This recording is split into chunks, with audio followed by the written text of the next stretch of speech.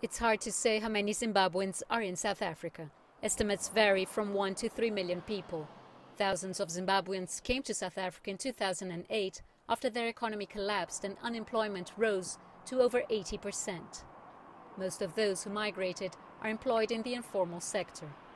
I've been here, I think, since 2005.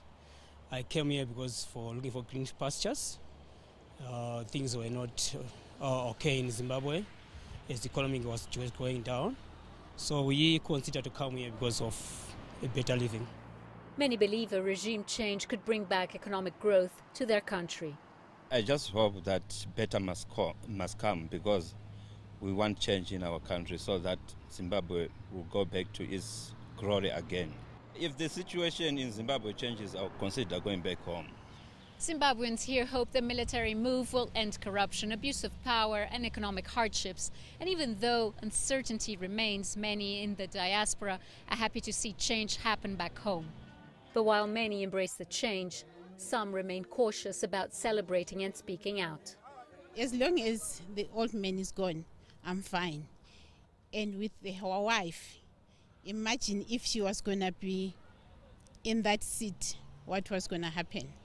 So I'm glad that something is happening, but I'm not sure what's going to be the outcome that's going to make me go home, because I wish one day I can go home.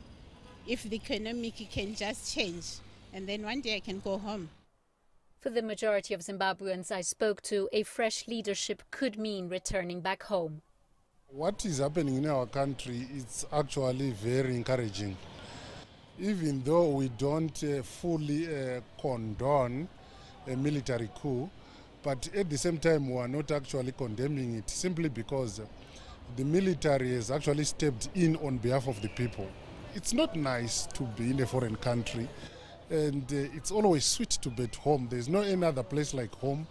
And as Zimbabweans, I can assure you, if things actually get back to track and the economy picks up and there's an elected government that people have trust in, hard-working Zimbabweans would simply relocate back home and actually get our country back on track.